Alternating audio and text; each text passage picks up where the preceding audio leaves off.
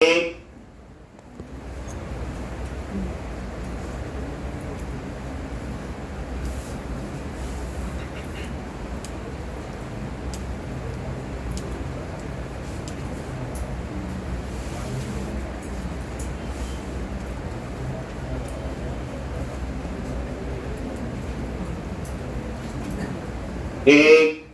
और ये देखो init load create table departments और ये आईडी और नेम और आईडी को क्या बनाया हुआ बोलो प्राइमरी की।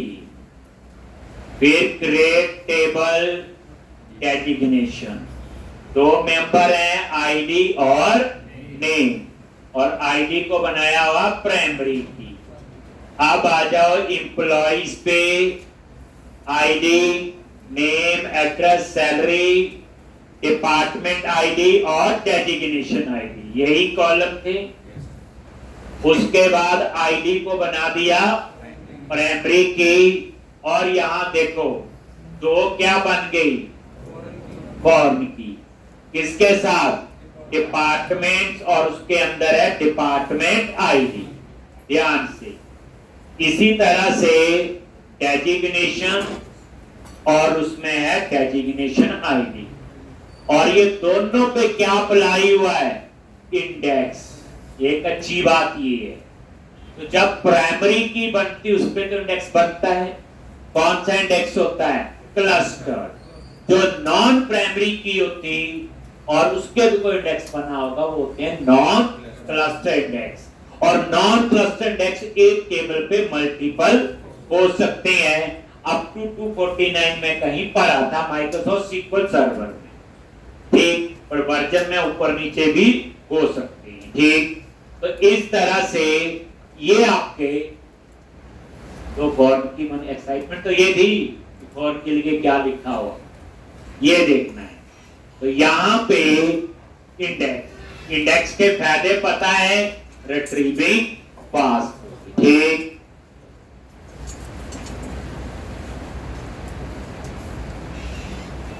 अब एक चीज बताओ, कास्केड डिलीट और कास्केड ये इसका क्या मीनिंग है?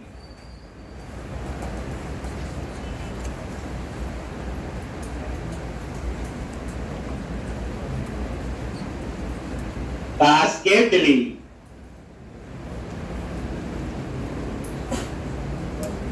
ट्रू कर दिया, इसका मीनिंग क्या? सुना आपने? देखो बोले ना बोले जो भी कंप्यूटर में डिग्रीज करके आए हैं ये सीक्वल में होता है cascade update cascade delete.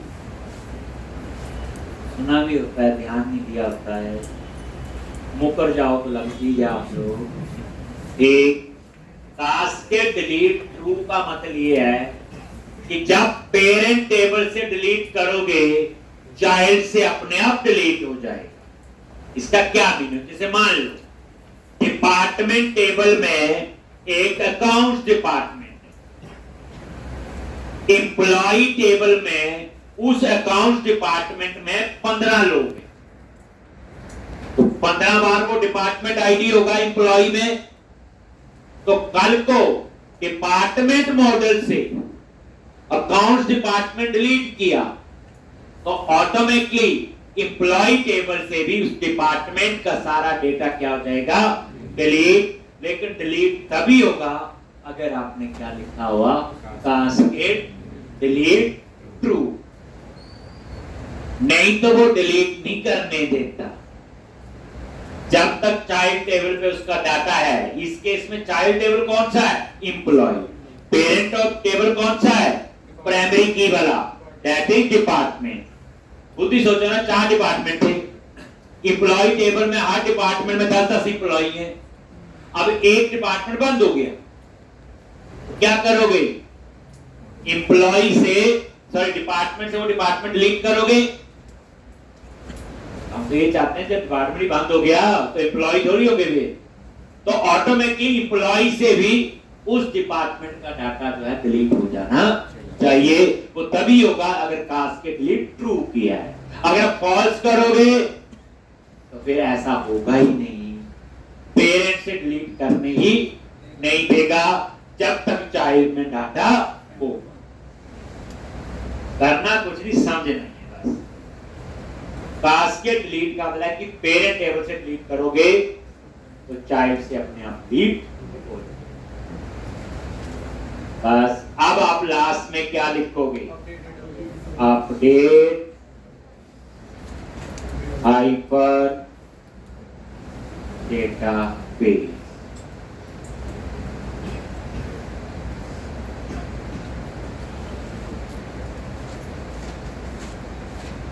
Hyper data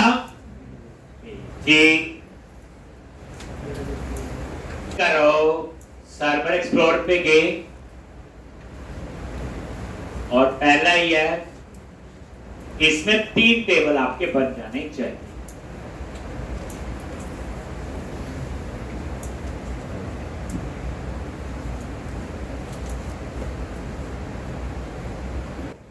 employees, designations और डिपार्टमेंट। ठीक है जी, तो इतना काम तो आपका ये हो गया लॉ। अब हम आगे क्या चाहते हैं? अब हम चाहते हैं जो डिपार्टमेंट टेबल है और डेजिग्नेशन, उसमें कुछ डिपार्टमेंट पहले से ऐड कर देने हमने। हमें पता है डिपार्टमेंट 4-5 होंगे, डेजिग्नेशन 4-5 है, ठीक। क्योंकि आज हमें कोई बोले व्यू बनाना है और व्यू बना के सेव अपडेट करना हमें आता है, 2 बार तो हम कर चुके हैं, ठीक। अब इतना टाइम नहीं कि सेव अपडेट ही लिखते रहे हम लोग। तो अब मैं क्या सिखाने जा रहा हूं, एक टेबल के अंदर डिफॉल्ट डेटा आपने कैसे एंटर करना। जैसे मैं चाहता हूं डिपार्टमेंट और डेजिग्नेशन ना मैं मैन्युअली डाल, मतलब कहने का ये है। तो जिसका एक तरीका तो ये है, सर्वर एक्सप्लोर पे गया, डिपार्टमेंट्स पे राइट क्लिक किया, शो टेबल डेटा, जैसे एक बार यूजर में करवाया था, याद है? यहां गया और यहां पे मैं डेटा एंटर कर दूंगा, अकाउंट्स,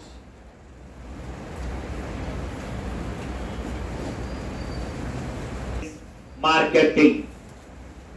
लेकिन जब मैं यहां ऐड कर दूंगा, ऐड भी हो जाएगा, काम भी करेगा, लेकिन जब इस प्रोजेक्ट को दूसरी जगह कहीं लेके जाओगे तो उस डाटाबेस के अंदर वो डाटा नहीं होगा। तो हम लोग इसके लिए क्या करने वाले हैं, हम ये माइग्रेशन से ही करें। ध्यान से, माइग्रेशन में अगर कोई चीज बना दोगे तो जब भी अपडेट डाटाबेस करोगे कहीं पे, तो ऑटोमेटिकली जो जो चीजें माइग्रेशन में की होंगी वो सारी उस डाटाबेस पे अप्लाई हो जाएगी। तो अब आप क्या करो, tools, Nagar,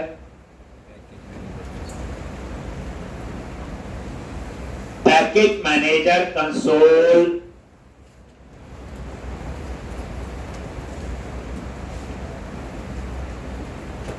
add hyphen migration,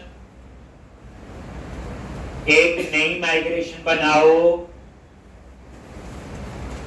add data to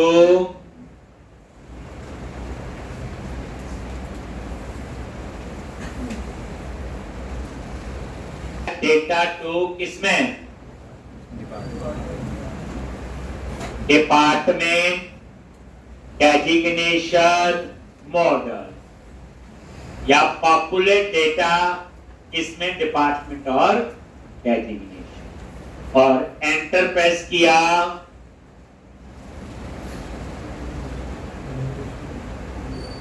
अब ये माइग्रेशन एम्प्टी माइग्रेशन बन जाए। ये देखो यहां पे गए, ये देखो क्लास बन गई, एम्प्टी है, और ये बनी कहां पे है, माइग्रेशन फोल्डर।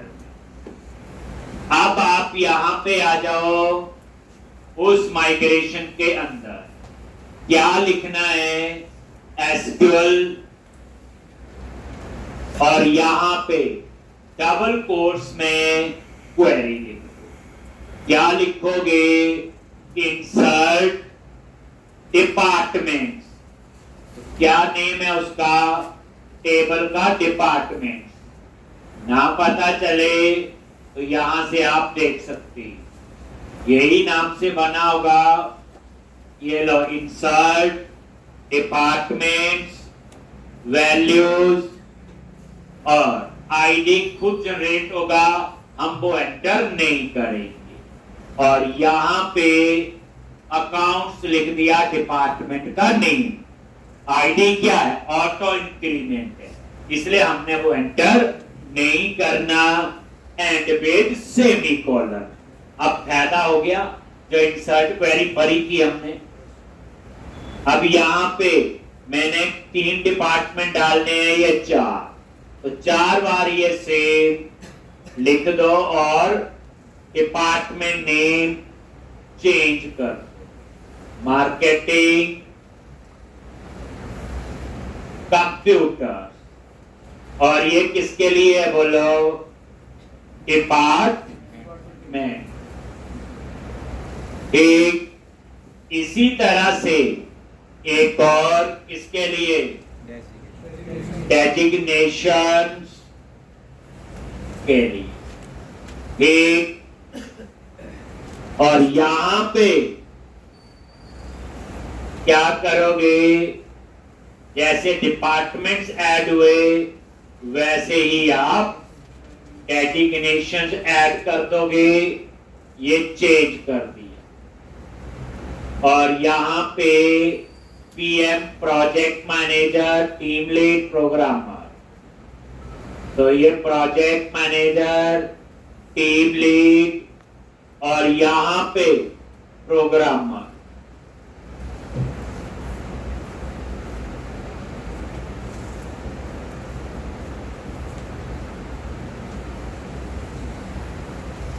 आपका आ गया डिपार्टमेंट्स और डेजिग्नेशन। एक ये नोटिस करो, सीट क्या रही?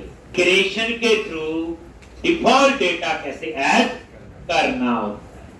अब इसका फायदा ये है, अपडेट डाटाबेस करूंगा, टेबल्स में डाटा भी एंटर हो जाए। फिर ये वाली भी होगी। ठीक, अब आप लोग लास्ट में कमांड लिखेंगे अपडेट डेटाबेस, और उसके बाद मैनेजर कंसोल, और क्या लिखना है?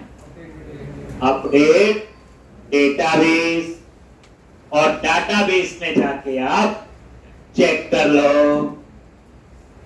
अपडेट। और ये देखो, डिपार्टमेंट्स पे राइट क्लिक करो, शो टेबल डेटा। देखो आगे 4 डिपार्टमेंट, आईडी अपने आप आ गया 1 2 3 4।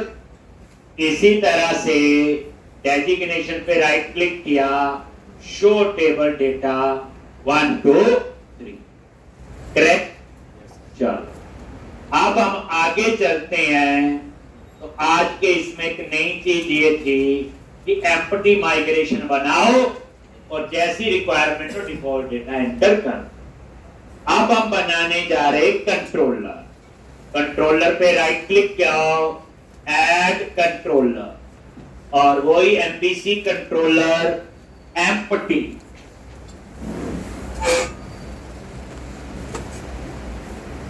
एमबीसी कंट्रोलर एम्प्टी, और यहां पे employ controller.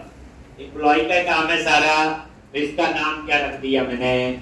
Employ controller. Then add पे क्लिक करो, बन जाए एक। और यहां पे क्या करना आपने? सबसे पहले डाटाबेस एक्सेस करना है। जल्दी बोलो। Private read only application dB contact. और ये इसका नेम स्पेस ऐड कर लो और यहाँ पे कॉन्टेक्स्ट कंस्ट्रक्टर और यहाँ पे इसको इनिशियलाइज कर एक। अब सबसे पहले किसका डिस्प्ले, तो इंडेक्स में गए, बट इस बार मुझे स्क्रीन पे दिखाना है एम्प्लॉय का नेम, एम्प्लॉय का एड्रेस, एम्प्लॉय की सैलरी, डिपार्टमेंट का नेम, डेजिग्नेशन का नेम, यानी 3 टेबल से डाटा आएगा। पहले सीधा एक से आता तो लिख देते थे context.employee.toList, context.student.toList, अब तो 3 टेबल से आएगा। अब सीक्वल में ज्वाइंस कल परसों पढ़े हमने, लेकिन ये सीक्वल नहीं है, ये तो एंटिटी फ्रेमवर्क है जिसमें सिंटैक्स यूज होती है link, LINQ, language integrated query. कैसे लिखोगे, वेर की कहानी पता ही है, एम्प्लॉइज लिस्ट, अब नई चीज multiple table, context dot employee. अब इस लाइन पे रुक जाओगे, बाद में लिखना, क्योंकि नोटबुक पे एंटर स्पेस नहीं चलता है। हम ऐसे लिखते थे पहले, कोई प्रॉब्लम नहीं, ये सारे एम्प्लॉय का हमें डाटा देगा, लेकिन देगा सिर्फ एम्प्लॉय मॉडल्स। कैसे पता, एम्प्लॉइज पे F12 प्रेस करो, ये देखो ये किस टाइप का है, एम्प्लॉय, तो यही डाटा मिलेगा जो यहाँ है। तो हमें डाटा क्या मिलेगा, employee ID, name, address, salary, department ID और डेजिग्नेशन आईडी। लेकिन डिपार्टमेंट नेम तो नहीं मिलेगा, डेजिग्नेशन का नेम नहीं, वो तब मिलेगा जब हम ज्वाइंस लगाएंगे। सीक्वल में ज्वाइन कल ताजे ताजे पढ़े थे, कल और पढ़े थे हमने कल, बट ये सीक्वल नहीं है। तो यहां पे आप क्या करोगे, कैसे, डॉट एम्प्लॉई और यहां पे इंक्लूड लिखना है। अब क्या क्या इंक्लूड करना है, बट पहले इसका नेम स्पेस ऐड कर लो। इंक्लूड के लिए system dot data dot and, याद रखना ये ऐड करना है, system dot data dot and, ये नेम स्पेस ऐड हो।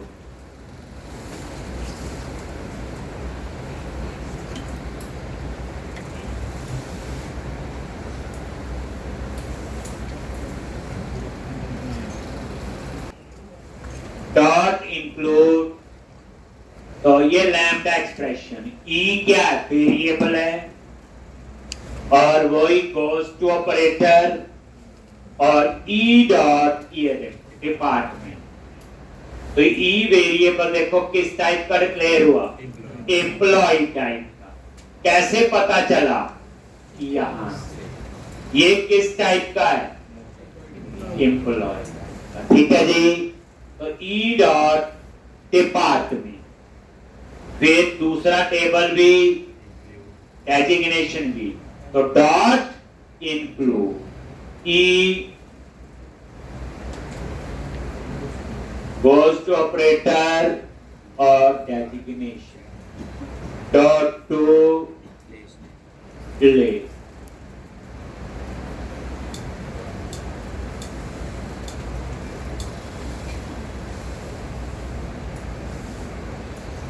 एक, और यहां पे एम्प्लॉई लिस्ट,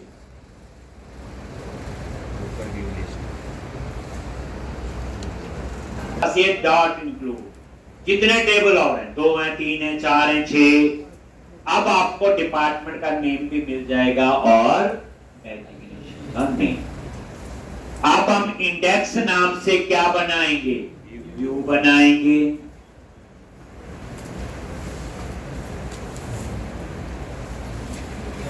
टेक्स्ट पे राइट क्लिक करो, ऐड व्यू, MVC 5 व्यू, ऐसे बनाते हो, ऐड करो और ये देखो,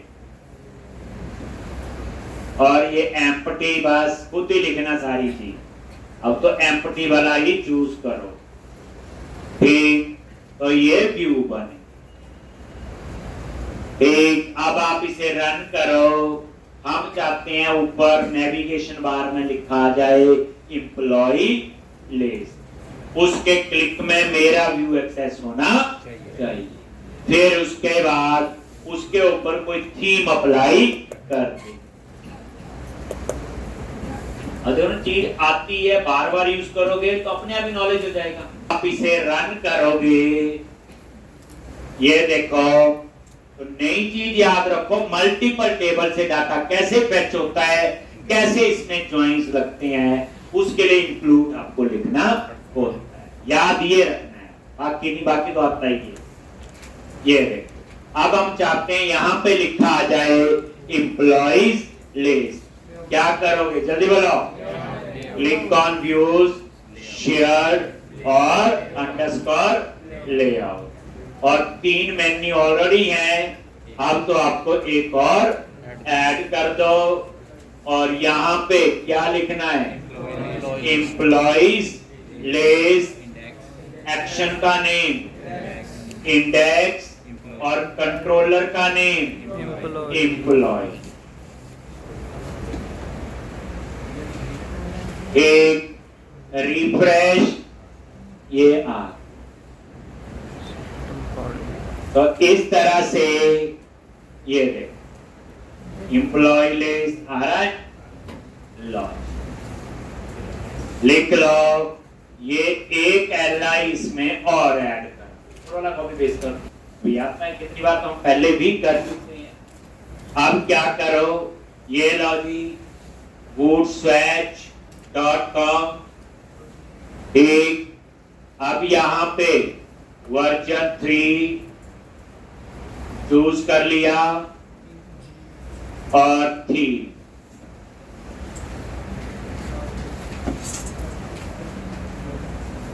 एप्पल कर लेते हैं ना, कोई भी जो ठीक लगा एप्पल, और यहाँ पे bootstrap.css, जब चीज आती है हम शॉर्टकट कर लेते हैं। ये आगे bootstrap.css, फिर कंट्रोल ए, कंट्रोल सी, फिर प्रोजेक्ट में आ गई, कंटेंट फोल्डर में गई, और bootstrap.css, और यहां पे इसको क्या किया, डिलीट कर दिया, और यहां वो पेस्ट कर दिया, ठीक। बस अब ये वाली बूटस्ट्रैप आपकी अप्लाई है, पता ही है कैसे। पहले ये बंडल में ऐड है, वैसे तो बता चुके हैं, बंडल कॉन्फ़िग में गए, और यहाँ पे ये इसका बंडल बना हुआ, और इसमें ये बूटस्ट्रैप ऐड है, और ये बंडल किस पे ऐड है, आपका लेआउट पे, ये लेआउट पे ऐड है। मतलब कोड समझनी है थी, ऐसे नहीं कैसे लिखने से अपने आप चलता है, ठीक ना। मुझे पता है ना, आपको पूरा समझ के चीज करनी है। अब यहाँ पे ये तो आप दाल नहीं है, फिर कैसे काम कर रहा है, नहीं समझाया, एक घंटा बैठे रहो। लो जी, रिफ्रेश कर दिया, ना रिफ्रेश हो F5 से कई बार चेंज नहीं आता, तो कंट्रोल प्लस F5 कर लिया करो, जो फोर्सफुली रिफ्रेश करता है। अब आपने ये इंडेक्स वाला पेज बनाना है, ठीक है जी।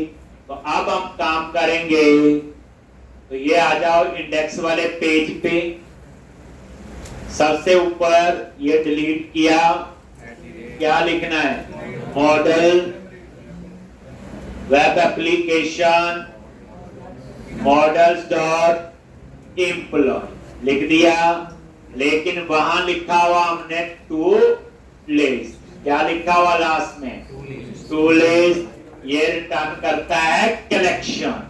तो फिर आप इसके आगे क्या लगाओगे, आई इनमरेबल मतलब आई इनेमरेबल लगाया तो क्यों लगाया, ये पता होना जरूरी। ठीक, आगे सबसे पहले आप हेडिंग दे दो, क्या लिखोगे? एम्प्लॉई, एम्प्लॉइज लिस्ट, और यहां पे class tax hyphen primary tax hyphen centre, और साथ में डिजाइन इसको रिफ्रेश कर। आ गया जी एम्प्लॉइज लिस्ट। ठीक, उसके बाद क्या आएगा?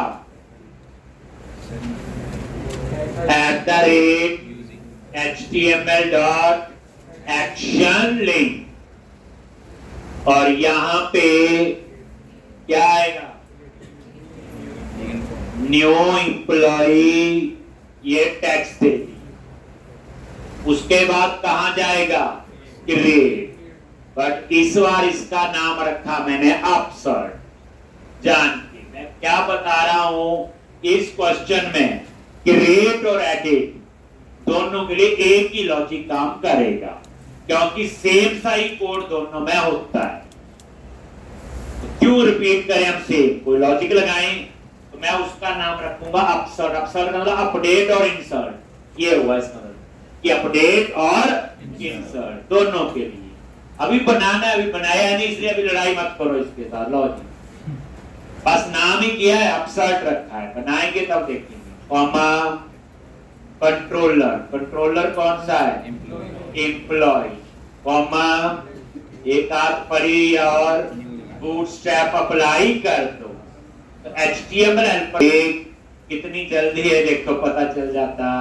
ये आ गया बटन, देख लो। @if बोलो model.any, एनी वैल्यू रिटर्न करता ट्रू और फॉल्स। अगर ये फॉल्स है तो इसमें कोई डाटा नहीं है। तो आपने क्या किया? H2 और नो डेटा फॉर्म, और यहां पे बूटस्ट्रैप की आदत पड़ी है टैक्स हाइफन डेंजर एल्स, और यहां डेटा, लेकिन ये ब्रैकेट हमें ऐसे लग रहा आगे पीछे हो गई, और इसको फॉर्मेट कर दो कंट्रोल प्लस के प्लस डी। अब यही चीजें देखो, पहली बार कितनी मुश्किल लग रही थी, अब यही आसान है।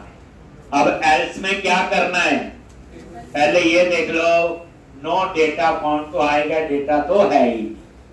ये मैंने हेडिंग यूज कर लिया, पैराग्राफ करते छोटा आना था, तो इसमें नहीं लड़ने की, पहले ऐसे करते थे। अब उसके बाद टेबल, टेबल बूटस्ट्रैप की आदत पड़ चुकी है, logic table hyphen border, table hyphen stripe. आप कुछ और भी यूज कर लो बच्चे, मुझे तो आदत पड़ी है इनको यूज करने की। आप कोई बूटस्ट्रैप की हेल्प में क्लास आ रही, डिजाइन ही चेंज करेगी और क्या करेगी। हमने हेडिंग दे दी। एक, अब यहां पे TR टेबल रूम, क्या क्या हेडिंग देनी है? एम्प्लॉय का नेम चाहिए, नेम चाहिए होगा, एम्प्लॉय का एड्रेस भी चाहिए, एम्प्लॉय की सैलरी भी चाहिए, और यहाँ पे डिपार्टमेंट भी चाहिए, और यहाँ पे डेजिग्नेशन भी चाहिए, और यहाँ पे एक्शन। एक ये आ गया।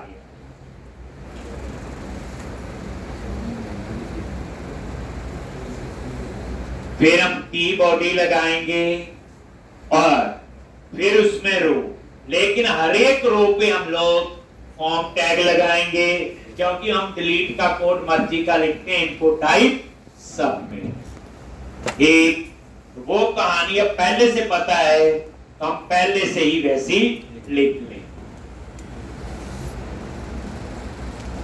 ये ना होना पास करवा दिया,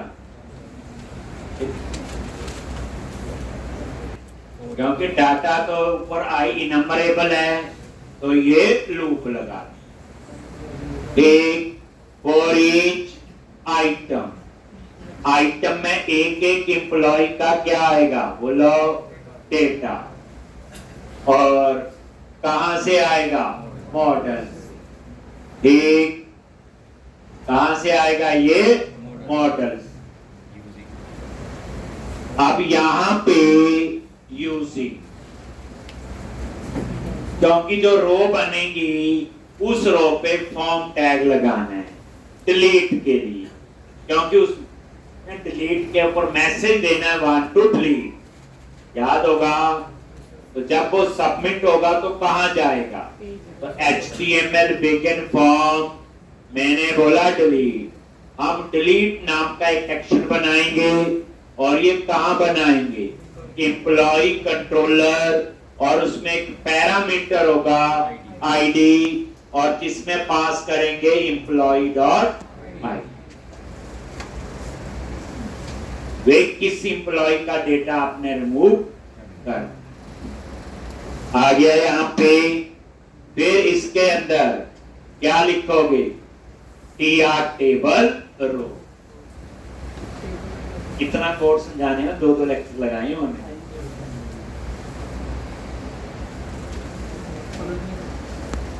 टेबल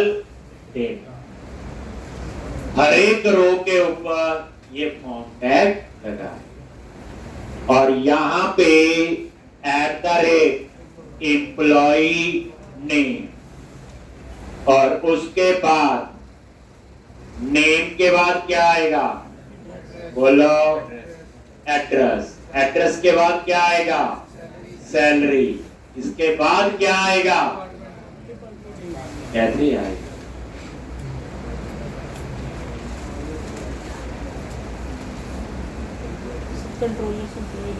बाकी तो पुराना ही है। तो एम्प्लॉय पे तो हम बैठे हैं, वहां से चले जाएंगे डिपार्टमेंट और वहां से उठाएंगे डिपार्टमेंट नेम, और ये पॉसिबल तभी हुआ जो हमने इंक्लूड वहां लिखा। एक इसी तरह से नेक्स्ट डेजिग्नेशन, तो यहां पे डेजिग्नेशन डॉट नेम एक इस तरह से। अब इंक्लूड नहीं लिखते तो मैं यहाँ पे डिपार्टमेंट नेम और डेजिग्नेशन नेम नहीं डिस्प्ले कर पाता, इसलिए जो इंक्लूड स्टेटमेंट लिखनी जरूरी। बाकी तो पुराना ही कोड है। जितना मैंने ये कोड लिखा इंडेक्स पे, सिर्फ आपको समझने वाली ये 2 लाइन है अभी तक, और उससे पहले अगर समझना हो तो ये लाइन ही है, बाकी तो पुराना ही। अगर बाकी कोड भी समझना पड़ रहा है तो बेइज्जती है। अब यहां पे टीडी, इसके अंदर 2 बटन लगाएंगे, कौन से TR टैग थोड़े आगे पीछे हैं तो सिलेक्ट करो और ये फॉर्मेट कर एक, और यहां पे क्या लिखना है, यहां पे @HTML, इसके लिए एक्शन लिंक एक HTML हेल्पर है, और यहां क्या लिखेंगे एडिट, यहां क्या लिखेंगे ठीक, यही तो बताया क्रिएट और एडिट के लिए, कॉमा पैरामीटर, किसको एडिट करना है तो यहाँ पे आईडी, और ये पास कर दिया जो लूप से आ रहा है। लेकिन बूटस्ट्रैप भी अप्लाई करने की आदत आपको है ही यार, तो comma new class btn hyphen info,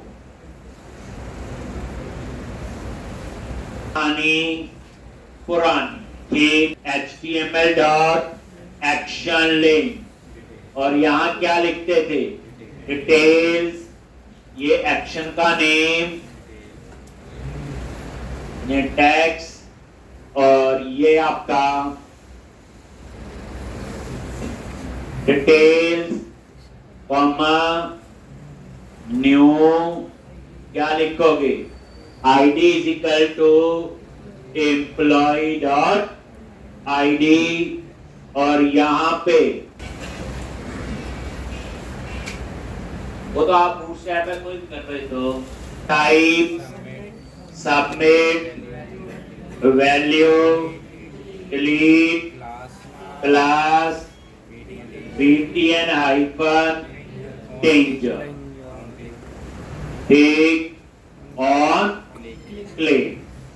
यहां पे जावास्क्रिप्ट का मेथड कॉल करना है, विंडो का जो कंफर्म मेथड होता है जो रिटर्न करता है ट्रू और फॉल्स।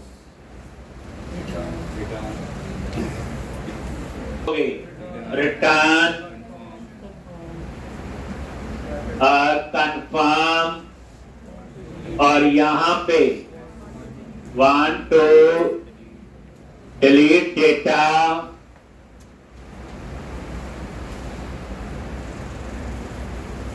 ठीक want to delete data great वाला असली तो वहां सीखेंगे ना कुछ नया, यूज नहीं किया, रोज यूज करना है। अब हमने मैंने एक दिन बोले थे कि 10-12 चीजें हैं प्रोग्रामिंग, टर्नरी ऑपरेटर एक नहीं। आज तो प्रैक्टिस करनी ही पड़ेगी।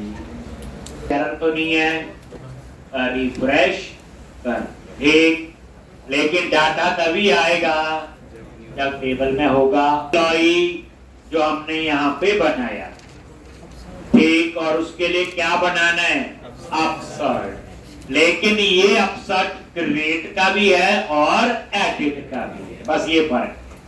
तो अब आप कंट्रोलर में आ जाओ, public action result upsert int ID.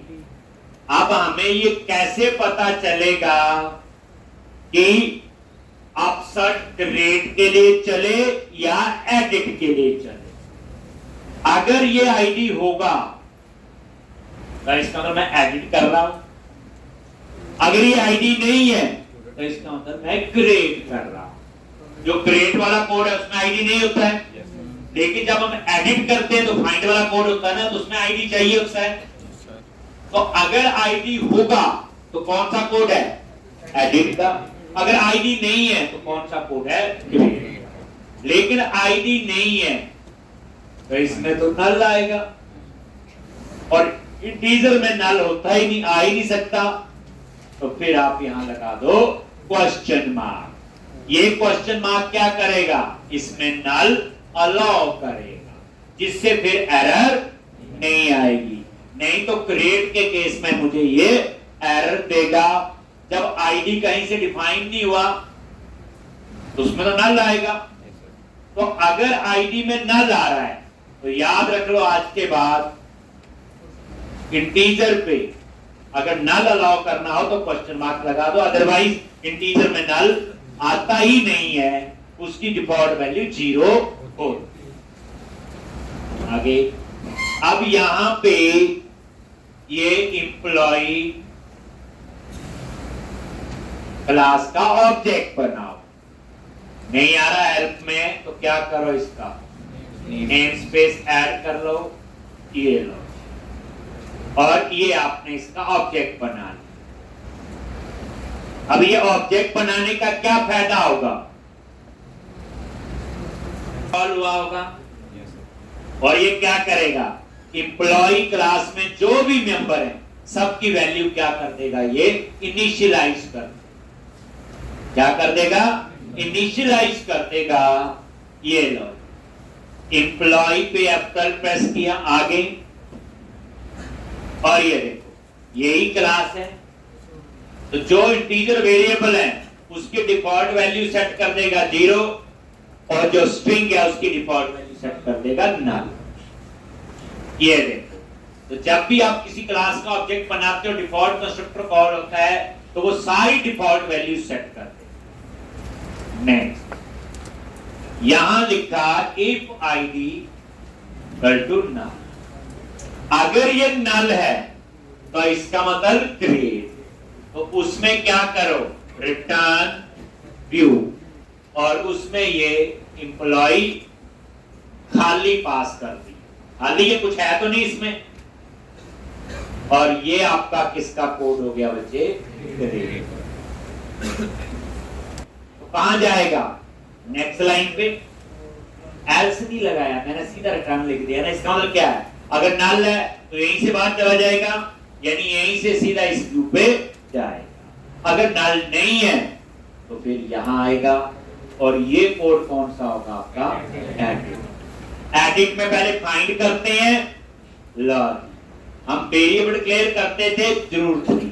जब आपका ये वेरिएबल है तो मैं एक और वेरिएबल एम्प्लॉय इन डीबी क्यों लूं, ये भी ध्यान रखना है, एक्स्ट्रा मेमोरी ना यूज हो, कोई एक्स्ट्रा मेंबर्स ना हो एम्प्लॉय। और फाइंड का कोड क्या है, context dot employ dot find ID. अब मैंने आईडी पास किया, ये एरर देगा क्योंकि ऊपर नल अलाउ किया हुआ।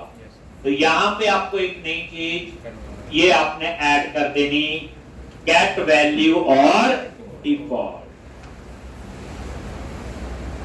ठीक, ये तब लिखना पड़ा क्योंकि आईडी में क्या अलाउ किया हुआ, बोलो ना।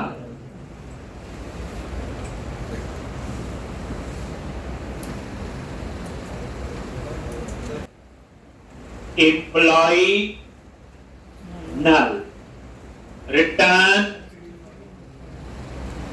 HTTP नॉट फाउंड लिखते थे। अगर ये नल नहीं है देन रिटर्न यू, और इस एम्प्लॉय में डाटा होगा जिसको आप एडिट कर रहे हैं। अब ये दो कोड हैं, एक क्रिएट का और एक एडिट का। प्रीवियस वाली असाइनमेंट्स में ये दो जगह लिखते थे, याद है, एक क्रिएट और एडिट, ये दोनों का काम होगा। एक नाम का क्या बनाएंगे, व्यू बनाएंगे। एक, अब एक ही व्यू बनेगा, यही क्रिएट में और यही अपडेट।